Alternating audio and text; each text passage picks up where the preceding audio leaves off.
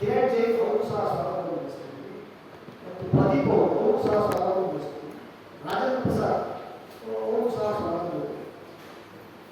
ನಮ್ಮ ದಾವಣಗೆರೆ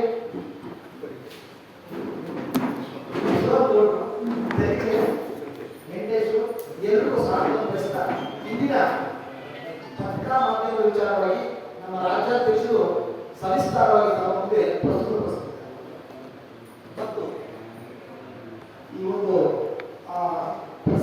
ಸಭೆಗೆ ಬಂದಿರತಕ್ಕಂಥ ಎಲ್ಲ ಮಾಧ್ಯಮಗಳಿಗೂ ತುಂಬ ಧನ್ಯವಾದಗಳನ್ನು ನಾವು ಬಯಸ್ತಾ ಇದ್ದೇವೆ.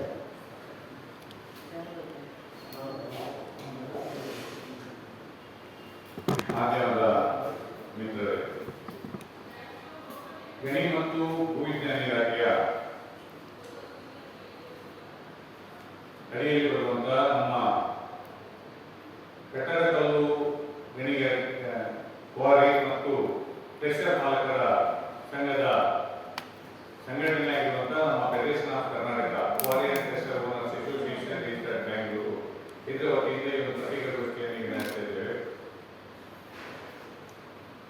ನಾವು 2023ರಲ್ಲಿ ನಮಗೆ ಕಾನೂನುಬದ್ಧ ಗಣಿಗಾರಿಕೆ ಮಾಡಲಿಕ್ಕೆ ಆಗ್ತಾ ಇಲ್ಲ, ರಾಜಧನ ಪಾವತಿ ವ್ಯವಸ್ಥೆ ಸರಿ ಇಲ್ಲ, ನಿಯಮಗಳು ಕರೆಕ್ಟ್ ಇಲ್ಲ ಅಂತೇಳಿ ಒಂದು ದೊಡ್ಡ ಮಟ್ಟದ ಪ್ರತಿಭಟನೆಯನ್ನು ಬೆಳಗಾವಿ ಅಧಿವೇಶನ ಸಂದರ್ಭದಲ್ಲಿ ಬೆಳಗಾವಿಯಲ್ಲಿ ಮಾಡಿ ನಂತರ ಸರ್ಕಾರಕ್ಕೆ ಸ್ಪಂದನೆ ಕೊಡದಿರುವಾಗ ಸತತ 14 ದಿನಗಳ ಪರ್ಯಂತ ರಾಜ್ಯದಾದ್ಯಂತ ನಮ್ಮ ಉದ್ಯಮವನ್ನು ನಿಲ್ಲಿಸಿ ನಾವೊಂದು ಹೋರಾಟವನ್ನು ಮಾಡಿ ಆ ಸಂದರ್ಭದಲ್ಲಿ ನಾವು ಕೆಲವು ನಿಯಮಗಳನ್ನು ತಿದ್ದುಪಡಿಗಳನ್ನು ಮಾಡಿಕೊಂಡ್ವಿ.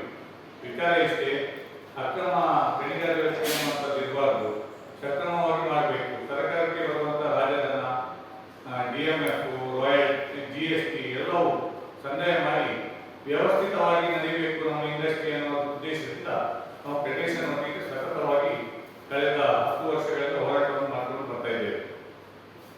ಆದರೆ ಈಗ ಸರ್ಕಾರ ಡ್ರೋನ್ ಸರ್ವೆ ನಡೆಸಿ ಅದು ಅವೈಜ್ಞಾನಿಕವಾಗಿ ಏನಂದ್ರೆ 2006ರಿಂದ ಇವತ್ತಿನ ತನಕ ಎಲ್ಲ ಡ್ರೋನ್ ಸರ್ವೆ ನಡೆಸಿ ಈಗ ಪೆನಾಲ್ಟಿಯನ್ನು ಹಾಕಿ ನಮ್ಗೆ ಏಕಾಏಕಿ ಕಟ್ಟಬೇಕು ಅನ್ನುವಂಥ ವಿಚಾರವನ್ನು ನಮ್ಮ ಮೇಲೆ ಏರಿಕೆ ಮಾಡ್ತಾ ಇದ್ದಾರೆ. ನಾವು ಹಿಂದಿನಿಂದಲೂ ಇದನ್ನು ತಿಳಿಸ್ತಾ ಬಂದಿದ್ದೇವೆ. ಮುಂದೆ ಈಗ ನಮಗೆ ಇರುವಂತಹ ಗಣಿ ಪ್ರದೇಶ ಹಿಂದೆ ಬೇರೆಯವರಿಗಿತ್ತು, ಬೇರೆಯವರಿಗೆ ಲೀಸ್ ಆಗಿರ್ಬೋದು ಅಥವಾ ಮುಂಚೆ PW ಫಾರೆಸ್ಟ್ ಇರ್ಬೋದು. ಇದೆಲ್ಲವನ್ನು ಯಾವುದನ್ನು ಪರಿಗಣನೆಗೆ ತೆಗೆದುಕೊಳ್ಳದೆ ಅಥವಾ ಆ ದಿನದ ರೆಡ್ಯೂಸ್ ಲೆವೆಲ್ ಅನ್ನು ಇಲ್ಲದೆ ಈಗ ಒಂದು ಅಂದಾಜಿನ ರೆಡ್ಯೂಸ್ ಲೆವೆಲ್ ಮೇಲೆ ಅಸೆಸ್ಮೆಂಟ್ ಮಾಡಿ ಅದು ಕೂಡ 10 ಪೈಪ್ ಸ್ಟಾರ್ಟಿಂಗ್ ಅಲ್ಲಿ 10, 15, 20, 30, 60, 70, 80 ಇದೆಲ್ಲವನ್ನು ಬಿಟ್ಟು ಈಗ 70 ರೂಪಾಯಿ ದಂಡ ಅಂತೇಳಿ ಹಾಕಿದ್ದಾರೆ. ಹೊರಗಡೆ ಹಾಕಿದ್ದಾರೆ. ಇಂಥದ್ದು ಒಟ್ಟು ಒಂದು ಅವೈಜ್ಞಾನಿಕವಾಗಿ ಈ ದಂಡ ವ್ಯಕ್ತಿ ಈಗ ಡೈರೆಕ್ಟ್ ಆಗಿ ಡಿಮಾಂಡ್ ಮಾಡಿಸಿಕೊಟ್ಟಿದ್ದಾರೆ. ಕಾಂಗ್ರೆಸ್ ಮಾಡಿಸಿಕೊಳ್ಳಲಿಲ್ಲ, ನಮ್ಮ ಗಮನಕ್ಕೂ ತರಲಿಲ್ಲ. ಏನು ನಮ್ಮ ಹತ್ರ ಅದು ವಿಚಾರಣೆ ಮಾಡದೆ ಡೈರೆಕ್ಟ್ ಆಗಿ ಡಿಮಾಂಡ್ ಮಾಡಿಸಿಕೊಂಡು ಕೊಟ್ಟು ಈಗ ಕಟ್ಟಬೇಕು ಅನ್ನುವಂಥ ಒತ್ತಡವನ್ನು ಸರ್ಕಾರ ಹಾಕ್ತಾ ಇದ್ದಾರೆ. ವಿಚಾರ ಇಷ್ಟೇ, ಸರ್ಕಾರಕ್ಕೆ ಅಕ್ರಮ ಆಗದಾಗೆ, ತೆರಿಗೆ ಸೌಲಭ್ಯ ಆಗದಾಗೆ ಸರ್ಕಾರ ಅದನ್ನು ದಂಡ ವಿಧಿಸುವುದು ತಪ್ಪಂತ ನಾವು ಹೇಳುವುದಿಲ್ಲ. ಅದನ್ನು ಸರ್ಕಾರ ಮಾಡಿದ್ದು ಮಾಡಬೇಕು. ಆದರೆ ಸರ್ಕಾರವೇ ರಾಜಧನ ಪಾವತಿಯನ್ನು ಅಲ್ಲಿ ಸರ್ಕಾರಿ ಗುತ್ತಿಗೆದಾರರಿಗೆ ಎಕ್ವೈಟಲ್ ಕಟ್ಟಿ ಅಂತ ಮಾಡಿದ್ದಾರೆ, ಸರ್ಕಾರ ಕೊಟ್ಟಿದ್ದಾರೆ ವರ್ಷ. ಅಲ್ಲಿಂದ ಸರ್ಕಾರಕ್ಕೆ ರಾಜಧನ ಪಾವತಿಸುವ ವ್ಯವಸ್ಥೆಯನ್ನು ಮಾಡಿದ್ದಾರೆ. ಸರ್ಕಾರಕ್ಕೆ ಬರುವಂತ ರಾಜಧನ ಬರ್ತಾ ಇತ್ತು, ಆದ್ರೆ ಈಗ ಅದನ್ನು ಕ್ಯಾಲ್ಕುಲೇಷನ್ ಮಾಡಲಿಲ್ಲ. ಆ ಸರ್ಕಾರಿ ಗುತ್ತಿಗೆದಾರರಿಂದ ಸರ್ಕಾರಕ್ಕೆ ಇಷ್ಟು ಬಂದಿದೆ, ಅದನ್ನು ಈಗ ನಮಗೆ ದಂಡಾತ್ಮಕದಲ್ಲಿ ವ್ಯಯ ಮಾಡುವಂಥದ್ದನ್ನು ಮಾಡಲಿಲ್ಲ. ಸರ್ಕಾರವೇ ನೋಟಿಸ್ ಕೊಟ್ಟು ಅಲ್ಲಿ ರಾಯಲ್ಟಿ ಹಾಕಿಸಿ ನಮ್ಮ ಹತ್ರ ನೀವು ಕೊಡಿ ಅಂತ ಪ್ರೇರಣೆ ಕೊಟ್ಟು ಈಗ ನಮಗೆ ಎಸ್ಎಸ್ ಮಾಡಿ ನಮ್ಮ ಪಿಟ್ ಮೆಜರ್ಮೆಂಟ್ ಮಾಡಿ ದಂಡ ಹಾಕುವುದು ಯಾವ ನ್ಯಾಯ? ಈ ಎಲ್ಲ ವಿಚಾರಗಳನ್ನು ಸರ್ಕಾರ ಕೂಲಂಕುಷವಾಗಿ ಪರಿಶೀಲಿಸಬೇಕು. ಅದನ್ನು ನಮಗೆ ನ್ಯಾಯ ಕೊಡಬೇಕು. ನಾವು ಏನಾದ್ರೂ ಅಕ್ರಮ ಮಾಡಿದ್ರೆ ಕಟ್ಟಿಗೆ ನಾವು ಬರ್ತಾ ಇದ್ದೇವೆ. ಅದರಲ್ಲಿ ಈ ವ್ಯವಸ್ಥೆನೇ ಸರಿ ಇಲ್ಲ, ಆ ಮಾಡಿದಂತ ಕ್ರಮವೇ ಸರಿ ಇಲ್ಲ.